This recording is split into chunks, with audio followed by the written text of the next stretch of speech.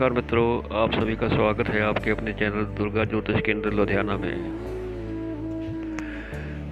मित्रों, आज जो मैं जिस विषय में आपसे बात करने जा रहा हूँ वो है कि कई लोगों को सिद्धि क्यों नहीं मिलती, उनको देवी देवता की कृपा क्यों नहीं मिलती। कोई भी जाप उनका, कोई भी पाठ उनका सिद्ध नहीं होता, कोई भी मंत्र उनका जागृत नहीं होता। इसकी वजह क्या है? देखिए मित्रों, हम लोग पहले बाहर के देवी देवताओं को मनाने, उनको सिद्ध करने के पीछे पड़ जाते हैं। जो अपने घर के देवता, अपने पितृगण होते हैं, उनको हम याद भी नहीं करते, उनका भोग प्रसाद भी नहीं निकालते। ज़्यादातर ऐसे केसों में यही देखा गया है। कोई भी जातक हो, कोई भी साधक हो, पहले उसको अपने घर के पितृ देवताओं को मनाना पड़ता है, उनकी कृपा लेनी पड़ती है, उनसे आशीर्वाद लेना पड़ता है, उनको भोग प्रसाद देना पड़ता है। अगर रूठे हुए हैं, गुस्से में हैं, तो उनको मनाना पड़ता है, अर्जी लगानी पड़ती है, उनके हाजिरी लगानी पड़ती है उनके स्थान पे जाके। अगर आप लोगों के घर के देवता आपसे खुश हैं, तभी आपको आशीर्वाद देंगे और आप लोगों का अरिष्ट होने से बचा करेंगे। बहुत से लोगों को आजकल के ज़माने में पितृ देवताओं का पता ही नहीं है कि उनका स्थान कहाँ है, हमारे पितृगण कौन हैं। तो ऐसे केसेस में आप लोग अपने चाचा, मामा, दादा, फूफा, किसी भी रिश्तेदार की मदद ले सकते हैं। आपके गोत्र के हिसाब से, आपके गांव के हिसाब से, आपके बाबा, आपके दादा, आपके पिताजी के जन्म के हिसाब से आपको पता लग जाएगा कि आप लोगों के परिवार के, आप लोगों के गोत्र के पितृ देवताओं को कहाँ स्थान बना हुआ है। उस हिसाब से आप लोग उनका भोग प्रसाद दे सकते हैं, उनको मान सकते हैं, उनकी कृपा प्राप्त कर सकते हैं। इसके साथ में आप लोगों को अपने कुल देवता, कुल देवी को भी मनाना पड़ेगा। अगर आपके पितृगण भी खुश हैं आपसे और जिस देवी देवता का आप लोग जाप कर रहे हैं वो भी प्रसन्न हैं, लेकिन वो लोग तब तक आपके पास, आपके ऊपर कृपा नहीं कर सकते जब तक आपके कुल देवता की मर्जी ना हो, उनकी आज्ञा ना हो। वो देवी देवता जो भी हो, आपके जाप से प्रसन्न होकर आपकी तरफ आएंगे, लेकिन आपके घर से, दहलीज से अंदर नहीं हो पाएंगे। वो बाहर के बाहर ही चले जाएंगे।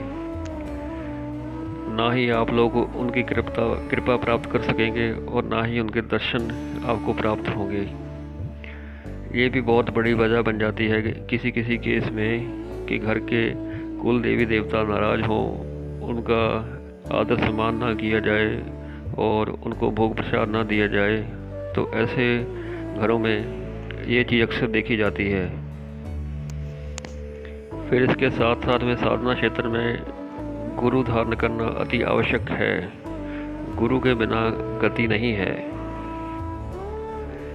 किसी किसी देवताओं की भक्ति, उनका जाप आप लोग बिना गुरु दीक्षा के भी कर सकते हैं। जैसे भगवान हनुमान जी हो गए, भगवान राम हो गए, विष्णु जी हो गए और शिव शंकर भोलेनाथ हो गए। इन देवताओं का जाप आप लोग बिना गुरु के भी कर सकते हो। इनके आपको बीज मंत्र जाप करने चाहिए।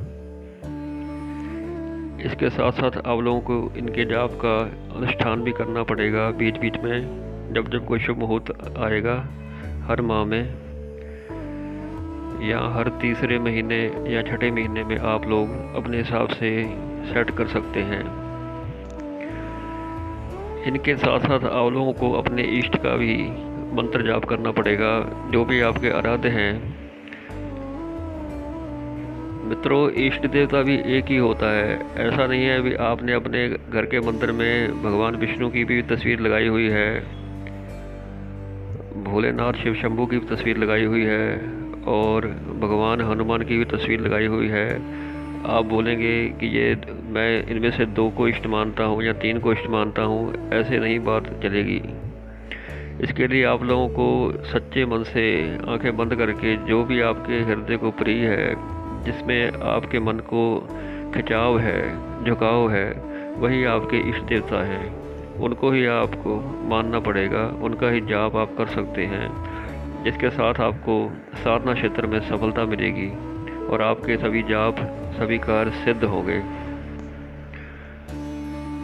मित्रों, कई केसेस में ऐसे भी देखा गया है कि कोई आपका ही मित्र हो या आपका ही कोई चाचा या ताया हो जो आपसे जलता हो, ईर्ष्या करता हो, और उसको पता लग गया हो कि आप लोगों को जाप कर रहे हैं, किसी देवी देवता का पूजन कर रहे हैं, उनको सिद्ध करना चाहते हैं उनके जाप को, उस देवी देवता को, और उसने किसी तांत्रिक के माध्यम से